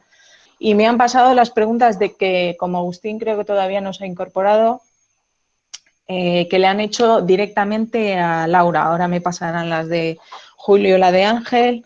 Laura, nos plantean cuáles son las medidas concretas del Gobierno para salvar los miles de puestos de trabajo para las industrias que se quieren llamar pues más contaminantes o de mayor impacto ambiental. Plantean también los 4 convenios de transición justa están paralizados sin soluciones de empleo en la comarca.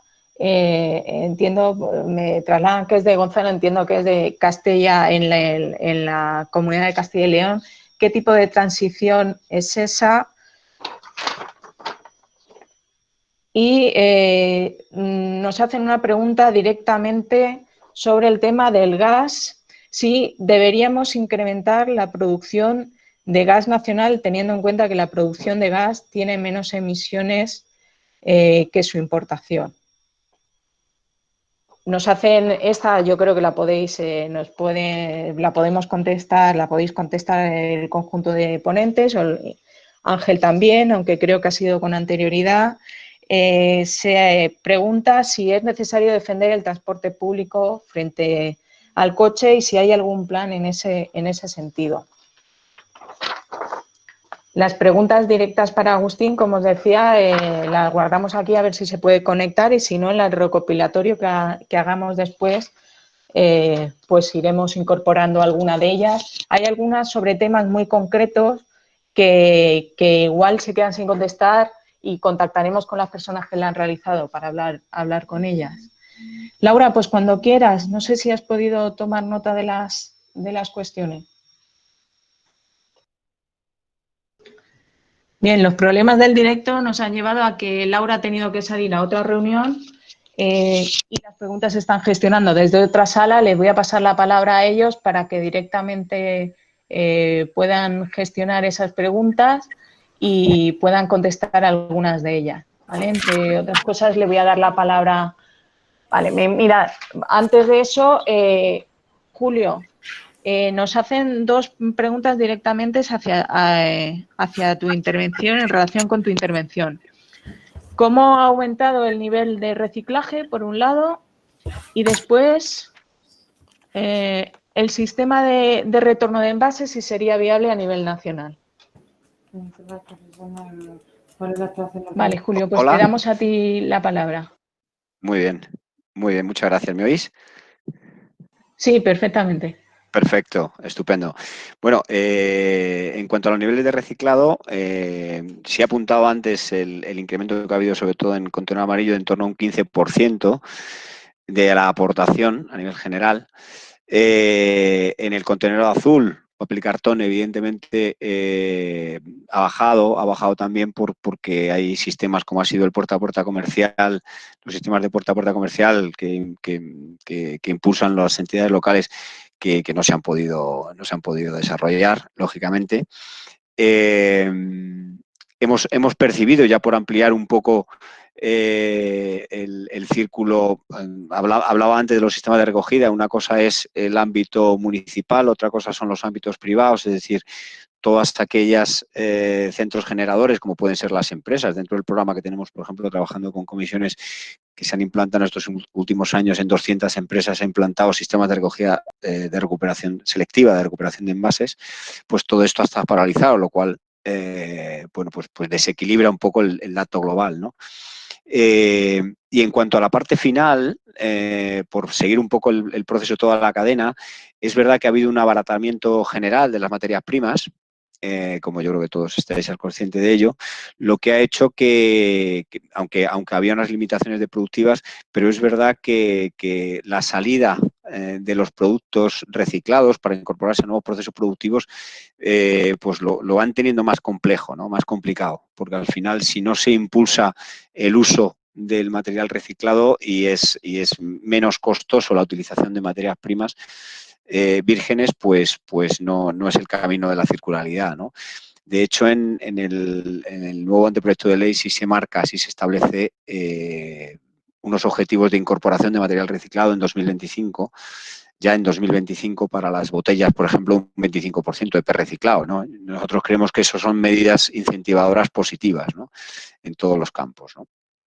Y luego, en cuanto al sistema de retorno o cualquier otro sistema que se pueda dar alternativo, lo que está claro es que hay que tener una evolución en todos los sistemas. Yo creo que dentro del marco normativo europeo y nacional están recogidas todas las posibilidades adecuadas para alcanzar los objetivos que se plantean, que son tremendamente exigentes. Fijaros que, por ejemplo, en el 2029 se está marcando un objetivo de 90% de recuperación de botellas de plástico. 90%. Es una tasa extremadamente alta, ¿no? Entonces, hoy por hoy se deja abierta cualquier posibilidad, se deja abierta como opción voluntaria, no obligatoria. Es verdad que falta el Real Decreto de Envases, donde se puntualizará más al respecto de otros muchos ámbitos, no solo en cuanto a los sistemas de recuperación y recogida, pero veremos cómo evoluciona, ¿no? La verdad es que en los sistemas de depósito yo creo que son adecuados para algunos tipos de residuos, son adecuados para alguna funcionalidad, como puede ser quizá en algunas zonas o en algún tipo de envase para la reutilización, pero quizá de forma mayoritaria, masiva, para todo tipo de envases que se ponen en el mercado en el ámbito nacional, pues tenga un coste ambiental, social y económico alto a valorar, ¿no? De todas formas, está haciendo un estudio el Ministerio a través de Transatec y esperamos todos conocer los resultados, con lo cual, bueno, pues ese estudio será referente también para avanzar en qué decisión abordar en los próximos años.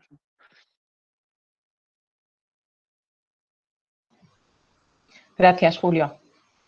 A ti. Ángel. Voy a contestar 5 preguntas que habéis planteado, ¿no? Voy a empezar por las que tienen que ver más directamente con el medio ambiente, luego plantearé 2 de salud laboral y una sobre la inspección de trabajo. Bueno, en primer lugar hay una pregunta muy interesante sobre si sería razonable pensar en un incremento de la producción de gas natural en el Estado español. Y es una pregunta difícil de responder porque, como todo lo que tiene que ver con la energía, siempre conviene medir muy mucho lo que se puede hacer o se debe hacer. Entonces voy a hacer 2 consideraciones generales sobre lo que es el gas y una tercera consideración sobre lo que es sostenibilidad. Bueno, en primer lugar, la opción de utilizar el gas natural, acordaros de las 64 plantas de ciclo combinado que se construyeron en el Estado español, y inmediatamente de construirlas se irrumpió con una fuerza inusitada unas tecnologías que habían alcanzado la madurez casi de golpe, y mucha importancia de esta madurez la tiene el Estado español con las empresas de energía eólica que construimos, 2 de ellas públicas y acabaron siendo privadas, y digamos dejaron en fuera de juego prácticamente al ciclo combinado, ¿no? El gas se planteó al principio como una energía de transición que tenía que ver con la inmadurez de las energías alternativas y la fuerte contaminación que producían las convencionales. Bien, dicho esto, ¿tiene virtualidad que pensemos hoy en que haya más gas en el Estado español? Pues realmente lo que debería hacerse era un debate sobre el concepto de sostenibilidad, porque hay muchos datos que meter. El gas, desde el punto de vista medioambiental, también es un producto que contamina, emite CO2, menos que el carbón y que el petróleo, pero es un contaminante, ¿no? Como toda combustión, produce CO2 y produce vapor de agua, en menos cantidades que el petróleo y el carbón, pero las produce. La segunda cuestión es cuánta inversión necesita para funcionar, en cuánto tiempo se amortiza esa inversión, pero sobre todo, desde el punto de vista de los sindicatos, cuánto empleo es capaz de generar en función de la cantidad de dinero que se pone. Por ejemplo, si en una central nuclear tengo que meter 5.000 millones para construirlo y genero 1.000 puestos de trabajo, y si con 5.000 millones en la energía renovable triplico casi el número de puestos de trabajo, pues entonces la opción social es, oiga, vamos a las renovables y no a la nuclear. Y en el gas sucede lo mismo. Hay que hacer esa evaluación ambiental, evaluación social, lo que aporta a la sociedad, los precios, y también la evaluación económica. Entonces, una vez que se hace esa evaluación, podríamos decidir si es razonable o no es razonable entrar en intentar explotar más el gas natural en el Estado español. Pero hay que hacer esa evaluación. Sería una imprudencia decir sí o no simplemente con criterios económicos, como sería una imprudencia decirlo solamente con criterios ambientales o decirlo solamente con criterios sociales. Hay que combinar los tres. Esa es la posición que tiene habitualmente Comisiones Obreras de Industria. Hay una pregunta muy interesante que tiene que ver con el transporte público. Claro, a ver, no hay dudas. El transporte público siempre tiene muchísimo más interés, tanto social, económico y ambiental, es más sostenible que el uso habitual del transporte privado, pues en condiciones que no son necesarias. De hecho, por eso nosotros hacemos tanto esfuerzo sindical por los planes de movilidad. Ahora, ¿vivimos condiciones normales hoy? No. Hoy el problema principal que tenemos es evitar el contagio, evitar la extensión de la pandemia. Son condiciones anormales. Y es solo en ese marco, en las condiciones anormales, en las que se minimizaría el riesgo, y digo se minimizaría, no digo que se minimice, el riesgo de contagio cuando uno va aislado. Ahora bien, si en el transporte público se cumplen las medidas preventivas adecuadas, que son la distancia de 2 metros, porque es evitar el contagio estrecho, y menos de 15 minutos con una persona que esté contagiada, y llevas equipos de protección, el transporte público es tan seguro como ir solo, porque estás, digamos, evitando los factores importantes o la mayor parte del factor de contagio. Entonces, sí hay que reforzar el funcionamiento del transporte público con criterios de responsabilidad. Claro, si tú vas en un metro y está lleno, pues es mejor no entrar. Claro, o si vas en un autobús donde no se respetan las distancias, pues claro. Pero en general, si se respetan las distancias, se llevan los EPIs y se respetan las condiciones normales que ha planteado el Ministerio de Sanidad, el transporte público es tan seguro como puede ser el transporte privado. Y no tendría demasiado sentido en una fase 3 o una fase 2 mantener, digamos, las restricciones que en el momento de máximo contagio se estaban produciendo. Bien, ahora vamos a la parte de salud laboral. Primera idea. ¿Cómo se va a afrontar los riesgos laborales de las personas que las mutuas no quieren reconocer? A ver, esto lo llevamos haciendo continuamente. El problema que tienes es que la mutua no te lo reconoce y entonces tienes que meterte en un proceso habitualmente de revisión que puedes acabar yendo a los tribunales. Es decir, oiga, no me reconoce y exijo que me lo reconozcan. Y también utilizando el mecanismo de cambio de contingencia. Esto no voy a entrar en ello porque es la praxis sindical desde hace muchísimos años. Es primero cambio de contingencia, lo consigues, no lo consigues, y si la mutua reclama que lo hará judicialmente, pues se acaba siempre en los tribunales, ¿no?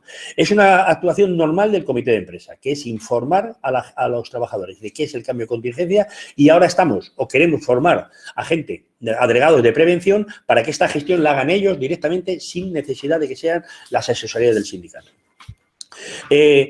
A ver, teletrabajo y conciliación con la salud laboral. Pues esto es un ámbito completamente nuevo. Y digo completamente nuevo porque hasta ahora el teletrabajo, digamos, era una opción minoritaria.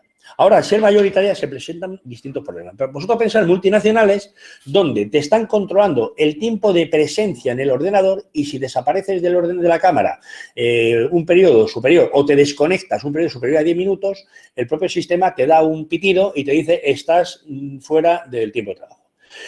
Vosotros pensar que eso puede generar, de hecho ya hemos tenido casos de ansiedades en los trabajadores. También es verdad que cuando este teletrabajo se ejecuta o se desarrolla con más libertad por parte del trabajador o de la trabajadora, pues digamos desde el punto de vista de la estabilidad y de la conciliación incluso de la vida laboral y familiar es mejor. ¿Dónde vamos con esto? Hemos sacado una guía sobre qué hay que negociar en teletrabajo y los aspectos de prevención de riesgos laborales los vamos a desarrollar a corto plazo. Por ejemplo, los equipos, cómo se hace la evaluación de riesgos laborales en tu centro de trabajo. Pensar que hay empresas que dicen autoevalúate y te dan una guía. Bien. Y por último, dice en qué situación están las inspecciones de trabajo y se admiten denuncias. Pues sí, las inspecciones de trabajo admiten denuncias telemáticas que tengan que ver con los riesgos laborales. Pero con el coronavirus lo único que hacen es aceptar la entrada y recomendar a la empresa que cumpla las medidas preventivas que dice el Ministerio de Sanidad. Es decir, no actúan. Por mi parte, las 5 preguntas que me habéis hecho están respondidas. Muchas gracias. Bueno, de todas maneras, yo me he tenido que ausentar un momento, pero sí que mientras hablaba Ángel, hay una serie de preguntas aquí que se han puesto, vamos a intentar recuperarlas. Y si Agustín se ha podido incorporar, las contestará, y hay algunas que yo veo que son directamente para Ángel.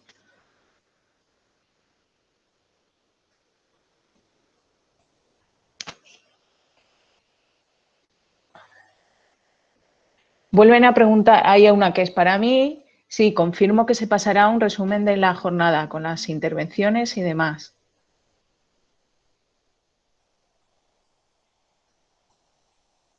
Le voy a pasar a Ángel las siguientes preguntas. Un momentito. Sí, vale. Y han preguntado también una pregunta. Bueno, a ver, 4 preguntas más. Voy a empezar por la primera, que tiene que ver con la paralización de actividades preventivas. Bueno, vamos a ver. Solamente ha habido paralización de actividades por riesgo grave e inminente en bastantes empresas, ¿vale? En algunas se ha parado a la brava. Sencillamente los trabajadores con una situación de miedo no han querido entrar, no se ha aplicado el artículo 21, pero no ha habido problemas en esas empresas. Estamos hablando a lo mejor de Volkswagen, estamos hablando también de Mercedes, ¿no? Pero sí se ha aplicado, sí se ha pedido la paralización en otras empresas. Por ejemplo, en John Deere y en alguna empresa, en Robert Bosch y en otras empresas, en Vestas también se pidió, creo. Entonces, en estas empresas lo que ha habido es la inspección de trabajo se ha inhibido y ha dicho que ella no puede determinar si existe o no existe las condiciones para hacer la paralización. Las empresas determinaron que no, en su mayoría, y solo tenemos un caso en la Comunidad de Madrid, Robert Bosch, donde sí aceptó la paralización de actividades preventivas. En el resto de los sitios no se ha aceptado. La inspección de trabajo no entró en ello. Quiero hacer una salvedad. Nosotros en 2 empresas en las que ha pretendido la dirección descontar el día en el que se hizo la paralización, lo que hemos argumentado es que no puede hacerlo porque la aplicación del artículo 21 indica que sí existe riesgo grave e inminente. Aclaro, ¿por qué es grave? Pues porque en aquella época y ahora el resultado de contagio puede ser la muerte. Y segundo, es inminente porque lo que se considera es un contacto estrecho cuando 15 minutos solo de duración y a una distancia inferior a 2 metros puede considerarse un contagio con un resultado final, aunque sea porcentualmente del 2,3%, que creo que es el que hay, el resultado de muerte. Esos son los criterios técnicos por los que consideramos que sí existe riesgo grave e inminente. Me parece que con esto queda claro, es decir, el 21 solo se ha aplicado con éxito en Robert Bosch en Madrid y en el resto la inspección de trabajo no ha actuado. Ha habido muy pocas empresas que hayan pretendido sancionar a los trabajadores de manera encubierta, 2 o 3 concretamente, y la defensa legal que estamos haciendo es la que he contado. La segunda cuestión es el delegado de Medio Ambiente. Vamos a ver, el delegado de Medio Ambiente lo plantea este sindicato desde hace muchísimo tiempo, muchísimos años, desde antes del año 2000.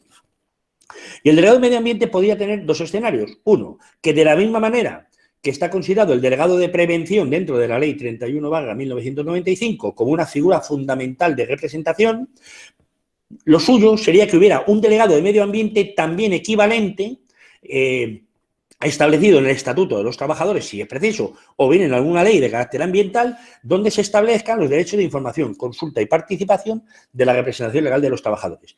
Esta figura no existe, aunque la hemos demandado muchas veces. ¿De acuerdo? Lo que sí tenemos es un buen conjunto de convenios colectivos, por ejemplo, el de la química, en el que ya se determina cuál es la figura del delegado de medio ambiente y se le dan contribuciones y atribuciones. Al día de hoy, ¿qué es lo que hacemos? Intentar extender la figura del delegado de medio ambiente, porque es verdad que en las condiciones en las que este factor, el factor ambiental, va a ocupar una importancia en la gestión empresarial, digamos, que no ha tenido en los tiempos anteriores, y cada vez más importancia el compromiso de las empresas con el control del cambio climático, pues esta figura va a ser más relevante. Entonces, nuestro trabajo es seguir planteando la negociación colectiva, pero sobre todo buscar el paraguas y la necesidad de que aparezca el delegado de medio ambiente en un marco general, un marco legal, ¿no? Bien estatuto de los trabajadores y bien alguna ley de carácter ambiental. Bien, la siguiente pregunta tiene que ver con si en España se fomenta suficientemente la eólica y la fotovoltaica. Esto, si lo que pides es una opinión, es un juicio-valor, o sea, una opinión personal, pues yo realmente creo que no. Una opinión personal. Ahora, si te refieres a datos, a hechos, a una evidencia científica, pues lo que sí se puede decir es que ha habido una primera fase donde, y os voy a poner un ejemplo que lo vais a ver más claro que el agua, las principales empresas eléctricas de este país, las 5 grandes de siempre, se opusieron virulentamente a el autoconsumo. Es decir, a que yo pudiera incorporar en mi casa los paneles solares o pudiera poner aerogeneradores y la energía que yo utilizaba bien, y si sobraba la metía a la red y viceversa, si necesitaba la cogía a la red. Se opusieron de manera feroz. Se pusieron de manera feroz hasta el momento en el que ya tienen suficiente capacidad técnica para ofertarlo ellos. Y hoy tienes a las grandes empresas, pues por ejemplo Iberdrola, Naturgy, la antigua Natural Fenosa, ofreciendo la energía fotovoltaica que te instalan ellos. Es decir, ¿con esto qué quiero decir? Con esto quiero decir que no se han hecho suficientes esfuerzos hasta ahora porque se ha estado manteniendo un nicho de mercado que ahora ya pueden colonizar las grandes empresas y van a entrar en él. Entonces es previsible que sí haya un nuevo desarrollo de estas energías más potente. En este sentido, el Ministerio de Transición Ecológica estamos buscando que haga las subastas de energías renovables, y sobre todo la eólica, porque es la que tenemos más plantas de fabricación en el Estado español y es una industria que hay que proteger. Y por último, delegado de medio ambiente, y la última no... Pues no tengo, no sé cuál. Sí, la última me la han puesto aquí.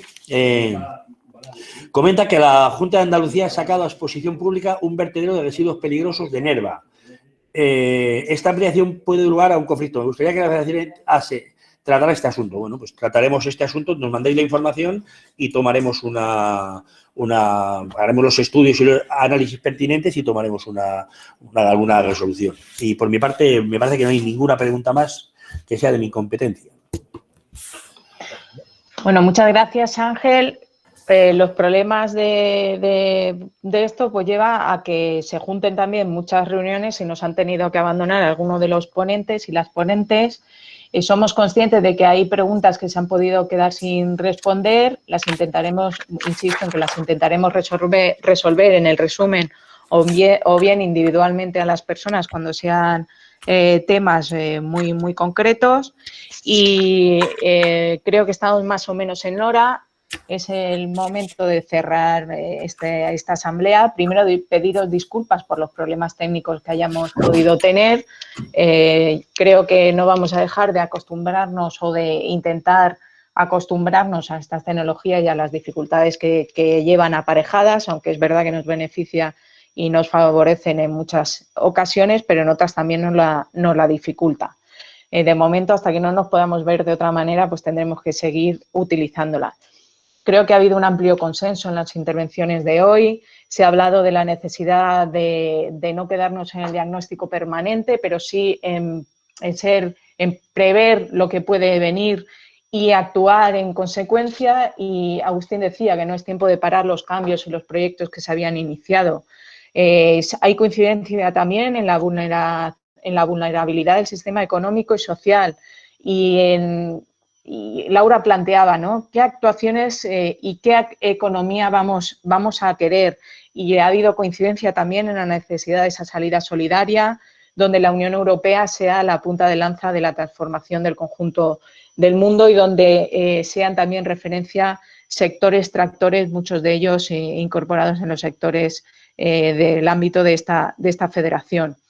Decía Julio también que no hay vuelta atrás con la economía circular, la evolución de la economía lineal a la circular, y se ha puesto también sobre la mesa la importancia del papel de los sindicatos en esta transformación. Se ha comentado también la necesidad de formar y capacitar a las personas trabajadoras en todos los empleos que se van a crear y a plantear. Y Ángel nos hablaba de esa necesidad de un cambio del sistema de prevención y de esa nueva cultura preventiva. Y por último, habéis no solo los ponentes y las ponentes, sino también los que habéis formulado las preguntas, habéis hecho referencia, aunque no ha habido una ponencia exclusiva en materia de negociación colectiva, de algo fundamental para esta organización, como es fomentar la figura del delegado y delegada de medio ambiente. No solo una figura retórica que conste en el documento, más como compromiso, sino una figura realmente con competencias y capacidad de actuación y de participación en la gestión medioambiental de nuestros centros de trabajo. Por nuestra parte, nada más, agradeceros de nuevo la presencia a todas y a todos. Muchas gracias por vuestra participación. Seguiremos mejorando estos mecanismos y esperamos que el resumen de lo que hemos hecho hoy, las distintas intervenciones y las preguntas que se han hecho y que se han podido contestar y se contestarán, sean de vuestra utilidad. Pues por mi parte nada más. Un saludo a todas y a todos y que tengáis buen Día Internacional del Medio Ambiente y buen fin de semana.